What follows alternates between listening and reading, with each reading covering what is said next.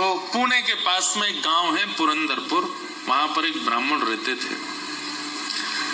स्वरूप ब्राह्मणों का था पर स्वभाव वैश्यों का। वैश्य मतलब हमारे बनिया भाई लोग, उनके जैसा उनका व्यवहार था। कैसा? व्यापार करते थे, धन देते थे, उस पे ब्याज पे धन देते थे लोगों को, और अपना गल्ला खोल रखा था, गल्ले पे बैठते थे। और इन सबके साथ साथ महाकंजूस,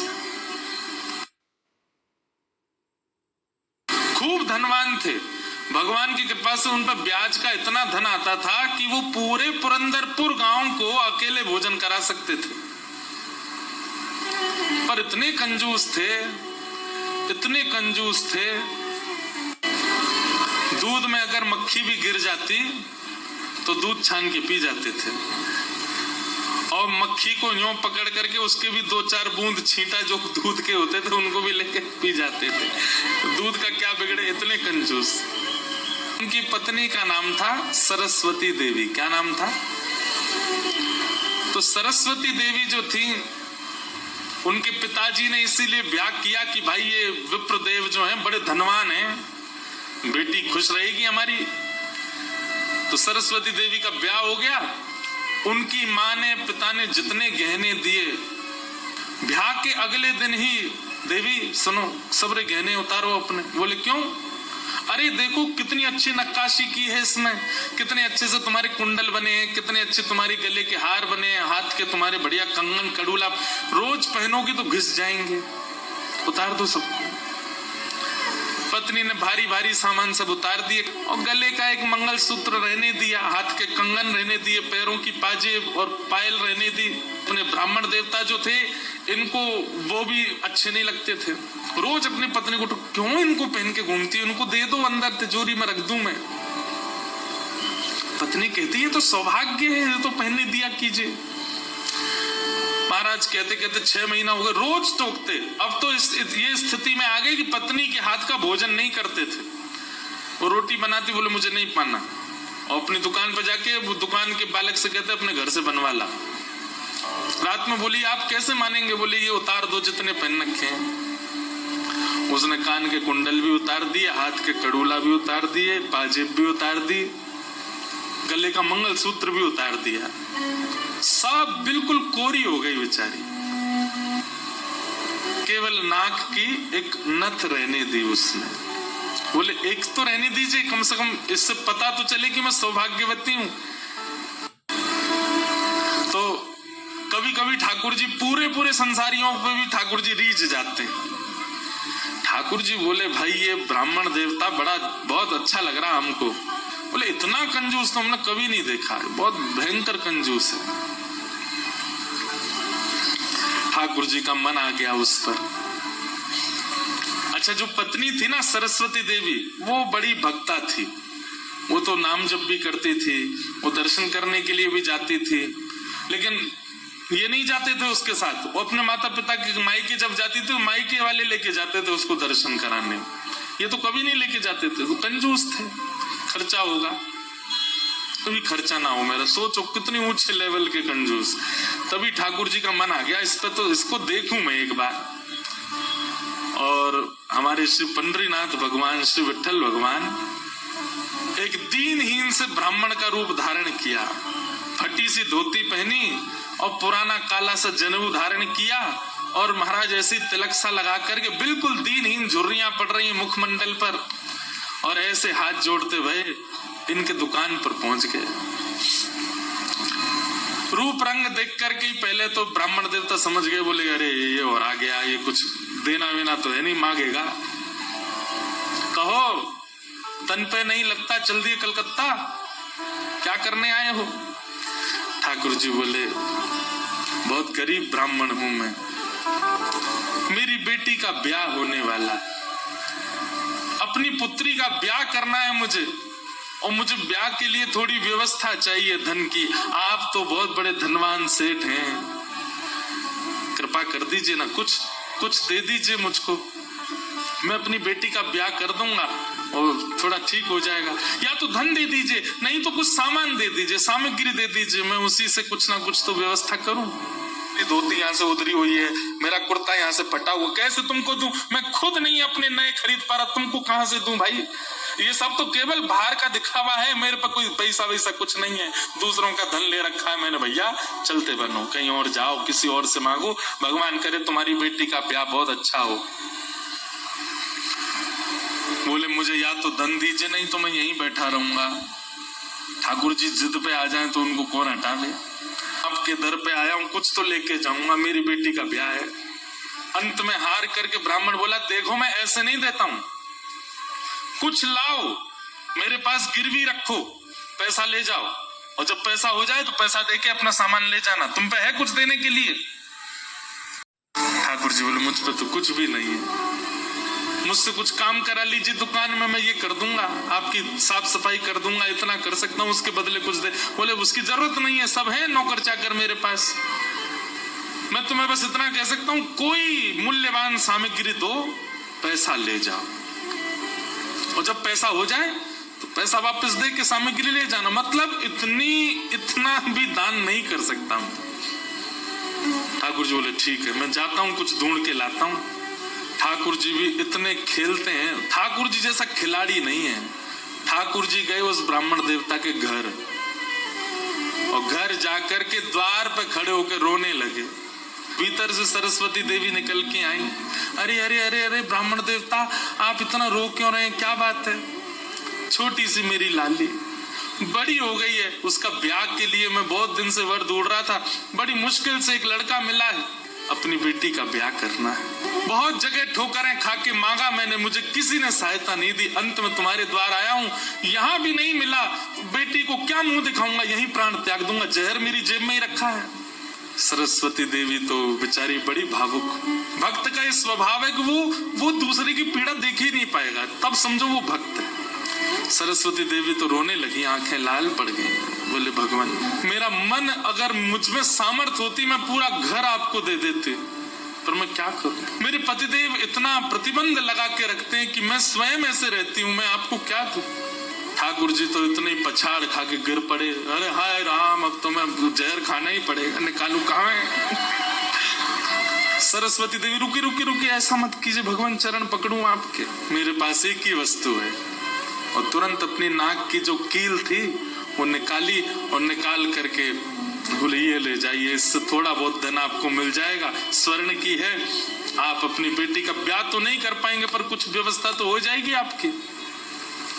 ठाकुर जी तुरंत, जहर भी पता नहीं कहीं गिर गया था, बढ़िया तुमने दे दिया, अब मैं कुछ कर लूंगा व्यवस्था।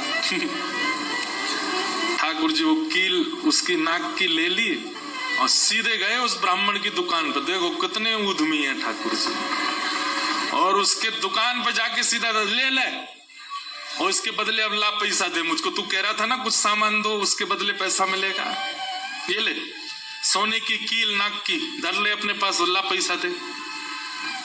ब्राह्मण की दुकान पर देखो कितने उद्यमी हैं ठाकुर जी, और उसके दुकान पर जाके सीधा ले ले, और इसके बदले अब ला पैसा दे मुझको, तू कह रहा था ना कुछ सामान दो उसके बदले पैसा मिलेगा, ये ले सोने की कील नाक की धर ले अपने पास, ला पैसा दे। ब्राह्मण देवता ने जैसे कील देखी, ये आपको कहां से मिली? बोले उससे तुझको क्या, तू तो पैसा दे। मुझे कहां से मिली इससे तेरे को मतलब नहीं होना, तू पैसा दे मेरे को, मेरी बेटी का ब्याह है, और अब मैं तेरे से भीख नहीं मांग रहा हूं, चीज रख के गिरवी तब ले रहा हूं, ला दे।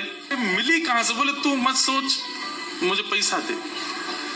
कील उसने तिजोरी में अंदर रखी, और उसका जो धन होता था वो धन ठाकुर जी को दिया, ठाकुर जी ने जेब में धरी, निकल गए वहां से। ब्राह्मण ने अपनी भुजा ऊपर करी, बोले इसको बताता हूँ, ये बहुत दानवीर बनती है अपने मन में, मैंने इसको बोला था एक कील पहने, वो तो बहुत अच्छी कृपा मुझ पर ठाकुर जी की, जो मैंने इसके सारे गहने उतरवा दिए, नहीं तो सब दान कर देती, एक कील छोड़ी वो भी दान कर दी किसी को।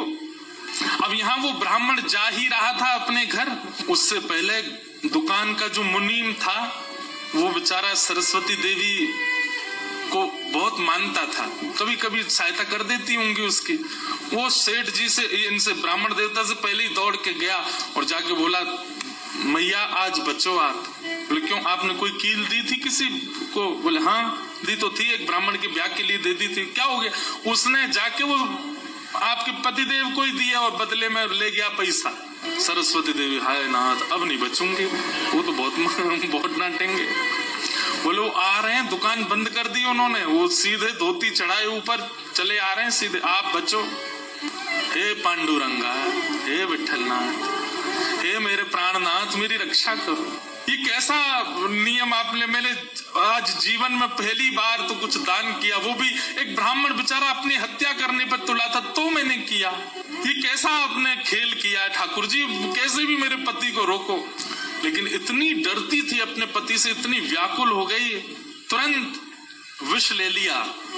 बोली कि मैं उनका क्रोध नहीं सह पाऊंगी, उनकी मार पिटाई डांट नहीं सह सकती, उससे अच्छा तो मैं प्राण त्याग दूं अपने।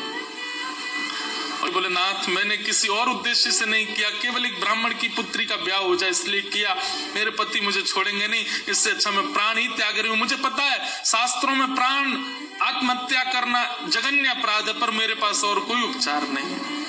और जैसे ही अपने मुख से लगा करके विषपान करने लगी, इतने में ही ऊपर से वो नाक की कील आकर के उसके पात्र में ही गिरी। और जैसी खन्न से आवाज हुई, नेत्र खोल करके देखा, भीतर अपने हाथ को डाल करके जैसे निकाला तो वही नाक की कील उसके हाथ में आ गई।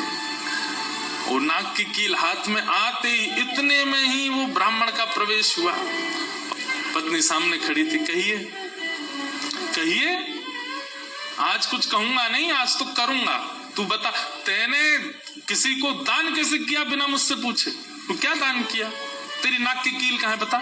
पत्नी ने अपना हाथ आगे किया, ये रे तेरे पास कहां से आई? बोले मेरे पास ही थी। नहीं ये तेरे पास नहीं है, ये तो मेरे पास वहां रखी है तिजोरी में, भीतर चाबी मेरी यहाँ डली हुई है, तेरे पास कहां से आई? बोले मेरे पास ही है, अब बहुत दिन से पहनी हुई थी, साफ करने के लिए उतारी थी थोड़ी सी। ऐसा हो ही नहीं सकता है, मैंने इसके बदले मूल्य दिया है एक ब्राह्मण को, और ये मेरी तिजोरी में रखी है, चाबी मेरे पास है। तू रुक, अभी रुक, मैं अभी जाता हूं। और कील अपने संगी लेके गया। गए, जाकर के दुकान खोली, तिजोरी जैसी खोल करके देखा उसमें वो कील थी नहीं, वो हाथ में थी। ब्राह्मण बोला ये कोई स्वप्न नहीं है, ये कोई अचंबा नहीं है, कुछ और है। नेत्र सजल हो गए, दौड़ करके घर आया, बोले मुझे सच बताओ क्या हुआ? पत्नी बोली सच बताऊं? बोला हाँ, मैंने ही ब्राह्मण को दी थी। हाँ वो ब्राह्मण वृद्ध सा, उसके कुर्ते फटे थे, उसकी धोती उधरी सी थी। बोला हाँ उसी को दी थी, वो मुझे दे के गया था और मैंने ये तिजोरी में रखी, तो फिर तेरे पास आई कैसे? बोले मुझे जब पता चला कि आप क्रोध करके आएंगे और मेरे को बहुत सुनाएंगे, डांटेंगे, मारेंगे, तो मैंने सोचा कि मैं इससे अच्छा तो अपने प्राण त्याग दूं। और मैं पांडुरंग के सामने रोते हुए विष लेकर के हाथ में पीने को हुई, इतने में ही आपका घुसना हुआ और ऊपर ना जाने कहां से वो नाक की कील आकर के इसमें गिर पड़ी। ये किसी और ने नहीं, और वो ब्राह्मण कोई और नहीं, साक्षात पांडुरंगा ही थे। वही आए थे, वही ये सारी लीला करके गए हैं। मैंने जीवन भर भजन किया, जीवन भर विचार किया, दान करूं, पुण्य करूं, सत्कर्म करूं, यज्ञ करूं, पर आपने मुझे कभी अनुमति नहीं दी। अरे दुनिया के लोग कमाते हैं और दान करते हैं, पर हम कितने भाग्यशाली हैं कि स्वयं पांडुरंगा आए और आकर के हमारे कमाए गए धन को स्वयं लेकर के दान करवा के गए, ब्राह्मण बन के स्वयं अपने हाथ में लेकर के गए। ये आप पर और मुझ पर कृपा है। उसी समय ब्राह्मण ने मन में सोचा, मैंने जीवन में एक कार्य भी अच्छा नहीं किया, मैंने जीवन में एक कृत्य भी ऐसा नहीं किया जिससे ठाकुर जी मुझसे प्रसन्न हो, लेकिन मैं इतना अधम, इतना पापी, इतना दुष्ट, इतना अयोग्य, फिर भी मुझे ठाकुर जी ने इस योग्य समझा। और योग्य क्या समझा? मेरी दुकान पर आकर के ठाकुर जी याचना कर रहे थे कि मैं कुछ दे दूं। मैं कितना बड़ा दुर्भाग्यशाली कि ठाकुर जी मेरे द्वार पर आए और मैंने कुछ नहीं दिया उनको, उनसे हट किया, उनसे कहा कि कुछ लेके आओ तभी तुमको दूंगा। मेरी वजह से ठाकुर जी को श्रम सहना पड़ा। कितने कृपालु हैं बंधुओं ठाकुर जी, आपके अवगुण नहीं देखते। कि मानव में और परमात्मा में अंतर क्या है। मानव वो जो सब अत्यंत गुणवान में भी अवगुण देखता है, और ठाकुर जी कौन, जो अत्यंत अवगुणी में भी एक गुण देख लेते हैं, इसमें ये गुण है। कितने कृपालु हैं बंधुओं ठाकुर जी, आपके अवगुण नहीं देखते। उसी समय उस ब्राह्मण देवता ने विचार किया कि अब किसके लिए जीना। दुकान को बेच दिया, घर को बेच दिया, और पत्नी के साथ आ गए श्री पंढरपुर। और पंढरपुर में विठ्ठल भगवान के